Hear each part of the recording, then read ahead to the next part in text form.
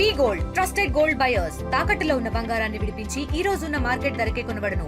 మరిన్ని వివరాలకు సంప్రదించండి 77107720. ముందుగా ఆర్టీవీ ప్రేక్షకులందరికీ వినాయక చవితి శుభాకాంక్షలు. ప్రస్తుతం మనతో పాటు ఎంపీ కేసినేని చిన్ని ఉన్నారు, ఆయనతో మాట్లాడదాం. Sir, happy Vinayaka Chavithi sir. Thank you. అందరికీ ఆర్టీవీ ప్రేక్షకులకి, యాజమాన్యానికి, సిబ్బందికి వినాయక చవితి శుభాకాంక్షలు. సార్, విజయవాడలోని అతిపెద్ద వినాయకుడికి మొదటి పూజ మీరే చేశారు, ఎలా అనిపిస్తుంది? ఇవాళ 72 అడుగుల మట్టి గణేషుని ఇక్కడ స్థాపించిన డూండి గణేష్ సేవా సమితి వారికి, వారిని నడిపించిన రాకేష్కి ధన్యవాదాలు తెలుపుకున్న విజయవాడ నగర ప్రజల తరపున. ఎందుకంటే ఇవాళ విజయవాడ నగరం అంతా ఈ 9 రోజులు ఈ నవరాత్రులు ఒక ఆధ్యాత్మిక భావనతో ప్రజలందరూ మెలగాలి. దానికి ఇక్కడ ఈ విగ్రహం యొక్క స్థాపన ఆ విధంగా ముందుకు వెళ్ళే విధంగా చేశారు. చాలా ఆనందంగా ఉంది. అందులో మొదటి పూజ నేను చేయటం, ఎందుకంటే ఎక్కడైనా విజయవాడలో ఇటువంటి కార్యక్రమాలు ఎక్కడున్నా కూడా మేమందరం వెళ్ళి అటువంటి వాటిని ప్రోత్సహించాలి. ఇంత భారీ వర్షంలో కూడా అందరూ కూడా భక్తులందరూ వచ్చి గణనాథుని పూజ చేసుకుని వారి కోరికలు వారి తీరాలని నేను కోరుకుంటున్నాను. ప్రభుత్వం కూడా ఈకో ఫ్రెండ్లీ వినాయకుడిగా చేసుకోమని చెప్తున్నారు, ఈ సందర్భంగా మీరేం చెప్తారు? నిన్నే చూసాము, విజయవాడ ఎకో ఫ్రెండ్లీ వినాయకునికి 7800 వినాయక విగ్రహాలు తీసుకొచ్చి వరల్డ్ రికార్డ్ స్థాపించింది. ప్రభుత్వం అందరం కూడా గణేష్ నిమజ్జనం, మనం గణేష్ అంటేనే ఇవాళ ఎకో ఫ్రెండ్లీ గణేష్ కావాలనే ప్రచార కార్యక్రమం మొదలుపెట్టాం. మనం చిన్నప్పుడు చూసాం, కాలువల్లో మట్టి, వర్షాకాలం ముందు మట్టి తీసి వినాయకుడిని తయారు చేసి వర్షాకాలం అయినాక దాంట్లో నిమజ్జనం చేయటం వల్ల ఆ కాలువలు కూడా వర్షంలో నిండేవి, కాలువలు కూడా నిండి చక్కటి అభివృద్ధి కూడా మట్టి ద్వారా వ్యవసాయానికి మంచి ఇది కూడా ఉండేది. అటువంటి విధంగానే మేము కూడా రాష్ట్ర ప్రభుత్వం తరఫున ఎకో ఫ్రెండ్లీ గణేష్ని ప్రోత్సహిస్తున్నాం. అంతేకాకుండా మా యువ నాయకుడు నారా లోకేష్ గారు గణేష్ మండపాలన్నిటికీ కూడా ఉచిత విద్యుత్తునిచ్చి మరింత శోభ వెలిగించే విధంగా వినాయక చవితి సందర్భంగా వారు చేశారు. రాష్ట్ర ప్రభుత్వానికి ఈ విధంగా ప్రోత్సహిస్తున్నందుకు ప్రజలందరి తరఫున ధన్యవాదాలు. దంపతులుగా ఫస్ట్ పూజ మీరే చేశారు, మీకు ఎలా అనిపిస్తుంది? దంపతులుగా మొదటి పూజ చేయడం చాలా ఆనందకరంగా ఉందండి. మొదట అందరికీ వినాయక చవితి శుభాకాంక్షలు. అలాగే రాష్ట్రానికి పట్టిన విఘ్నాలన్నీ తొలగి ప్రజలందరూ సుభిక్షంగా సుఖశాంతాలతో అభివృద్ధి ఉండాలని కోరుకుంటూ వినాయక పూజ చేయటం జరిగిందండి. దంపతులుగా మీరేం కోరుకుంటున్నారు రాష్ట్రం కోసం? రాష్ట్రం ప్రజలందరూ సుఖ సంతోషాలతో ఉండాలని దేవుణ్ణి ప్రార్థిస్తాం జరిగిందండి. విజయవాడలో 72 అడుగుల మట్టి వినాయకుడు సందడి చేస్తున్నాడు. ప్రస్తుతం మనతో పాటు దుండి రాకేష్ ఉన్నారు, ఆయనతో మాట్లాడదాం. సార్, గత సంవత్సరం కూడా పెట్టారు, ఈ సంవత్సరం ప్రత్యేకత ఏంటి దీనికి? మీకు ఏదైతే రాష్ట్రం డివైడ్ అయిపోయిన తర్వాత అతిపెద్ద వినాయకుడిని చూడాలంటే హైదరాబాద్ వెళ్లాల్సిన పరిస్థితి ఉండేది. కానీ అలా కాకుండా ఇక్కడ విజయవాడతో సహా కలిపిన అమరావతి రాజధాని ఇక్కడ ఏర్పాటు అవుతుంది. కాబట్టి ఇక్కడ పెద్ద వినాయకుడు పెట్టాలనే కాన్సెప్ట్తో మేమందరం కూడా ఒక ఫ్రెండ్ సర్కిల్ అందరం కూడా డూండి గణేష్ సేవా సమితిని ఏర్పాటు చేసి 63 అడుగులు 72 అడుగుల వినాయకుడిని ప్రతి సంవత్సరం ఏటా చేసుకుంటూ వస్తున్నాం. ఈ సంవత్సరం మీరు చూసినట్టయితే కార్యసిద్ధి మహాశక్తి గణపతి. ఈ గణపతి యొక్క విశిష్టత ఏదంటే ఎక్కడైనా పెద్ద వినాయకుళ్ళు అంటే మీరు ఎక్కడైనా సరే రుంచున్న వినాయకులు చూస్తారు. ఇప్పటి వరకు కూర్చున్న వినాయకుడు పెద్ద వినాయకుడు ఎక్కలేదు. కానీ ఇక్కడ మీకు మొట్టమొదటిసారి ఫస్ట్ టైం కూర్చున్న వినాయకుడిని మనం ఏర్పాటు చేయడం జరిగింది ఇంత హైట్లో. ఎందుకనంటే పిఓపి విగ్రహాలు వాడద్దు, ఓన్లీ మట్టి వినాయకులు వాడండి అంటే కూర్చున్న వినాయకుడిని పూజిస్తామని చాలామంది చెప్తుండడం కోసం కూర్చున్న వినాయకుడి కోసం పిఓపి విగ్రహాలు కొంటున్నారు. అలా కాదు, మేమే ఫస్ట్ పిఓపి కాకుండా మట్టి వినాయకుడు పెడతాం. దాన్ని చూసైనా మీరు మట్టి వినాయకుడికి మారండి, పర్యావరణాన్ని కాపాడదాం అన్న ఒక ఉద్దేశంతో మా సంస్థ సభ్యులందరం కూడా నిర్ణయించుకొని ఈ సంవత్సరం డబల్ అయినా కూడా, సింగిల్ విగ్రహం అయితే స్టాండింగ్ చాలా తక్కువ, మనకి రీజనబుల్ ఖర్చులో అవుద్ది. ఇది డబల్ అయినా కూడా మేము కాదనకుండా ఏదైతే సిట్టింగ్ గణపతిని ఏర్పాటు చేసాం, అలాగే శివుడు పార్వతీదేవి రూపమైన కన్యకా పరమేశ్వర అమ్మవారు, ఈ 2 విగ్రహాలను కూడా అటు ఇటు ఏర్పాటు చేసి సాయంత్రం పూట వివిధ రకాల పూజలు మా మహిళలందరూ చేసుకోవడానికి, ఉదయం పూట పూజా కార్యక్రమంతో పాటు కళ్యాణాలతో పాటు హోమగుండంతో పాటు హోమాలు కూడా నిర్వహించడం జరుగుతూ ఉంది. ఈ గణపతిని చేయడానికి ఎన్ని రోజులు పట్టింది? దాదాపు 2 నెలల 15 రోజులు పట్టిందండి. కింద నుంచి బేస్ మట్టం నుంచి కన్స్ట్రక్షన్ చేసుకుంటూ వెళ్ళాలి. ఇందులో ఐరను, బంకమట్టి, ఎర్రమట్టి, అదేవిధంగా వరిపొట్టు, నార, ఇవన్నీ కూడా మెష్ చుట్టి బొమ్మ రెడీ చేయడం. పెయింట్స్ కూడా మీకు న్యాచురల్ పెయింట్స్. ఇది ఎక్కడా కూడా మీకు వినాయకుడి నిమజ్జనం అనేది జరిగిద్ది, కానీ ఇక్కడ నుంచి జరగదనమాట. మీరు ఎక్కడి నుంచి వినాయకుడిని చూస్తున్నారో ఇక్కడే పైనుంచి నవాభిషేకాలతో అభిషేకం చేసి స్వామివారికి జల్లెడ ఏర్పాటు చేసి నవాభిషేకాలు చేసి లోపల ఆల్రెడీ ఇంటర్నల్ పంపింగ్ పద్ధతి ఏర్పాటు చేయడం జరిగింది. అలాగే ఫైర్ ఇంజిన్ల సహాయంతో ఫైర్ ద్వారా కొట్టి ఇక్కడే నిమజ్జనం చేయడం జరుగుతుంది.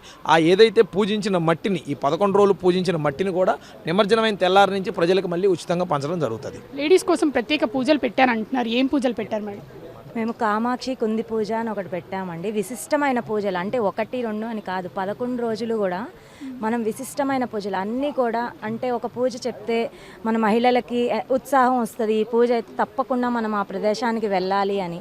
అన్ని చోట్ల చేయలేరు, అంటే కొంచెం ఖర్చుతో కూడుకున్న పూజలు ఉంటాయి కొన్ని, అవన్నీ చోట్ల అందరికీ ప్రజలందరికీ అకామిడేట్ చేయలేరు. అది పేద ప్రజలు కూడా వచ్చి చేసుకునే విధంగా మేమంతా కమిటీ సభ్యులందరం కలిసి పాసులు పంచేస్తాము. ఏ రోజుకి ఆ రోజుకి సుమారు 1000 మంది మహిళలు ఈ ప్రాంతం మొత్తం కూర్చునేలాగా 1000 మంది మహిళలతో ప్రతిరోజు కూడా విశిష్టమైన పూజలు ఎన్నో ప్లాన్ చేశాము. తప్పకుండా అందరూ విచ్చేసి, మహిళలందరూ విచ్చేసి పాల్గొనవలసిందిగా ఆర్ ఛానల్ తరపున మేము కోరుకుంటున్నాము.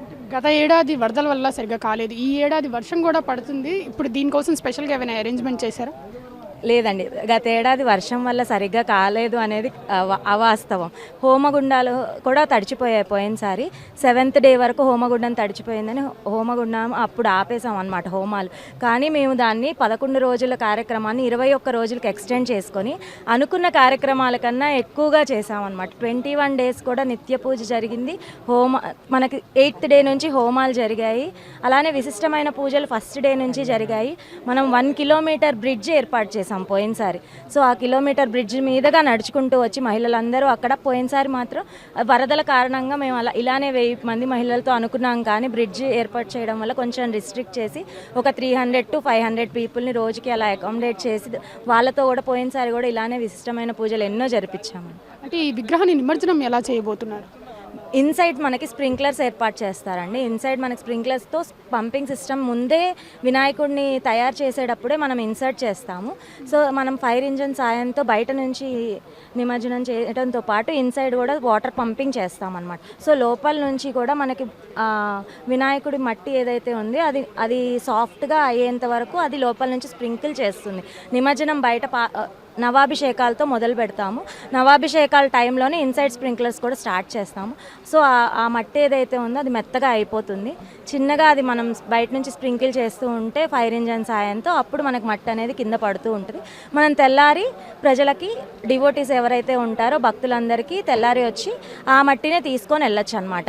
అదే ప్రసాదంగా భావించి మనకు తులసి మొక్కల్లోనూ మనం ఏదైతే ఇంట్లో మొక్కలు పెంచుకుంటామో ఆ మొక్కల్లో మనం ఆ మట్టిని వేసుకున్నామంటే ఈ వినాయకుడు మనకు నిత్యం మనతోనే ఉన్నాడనే ఒక భావిస్తామన్నమాట.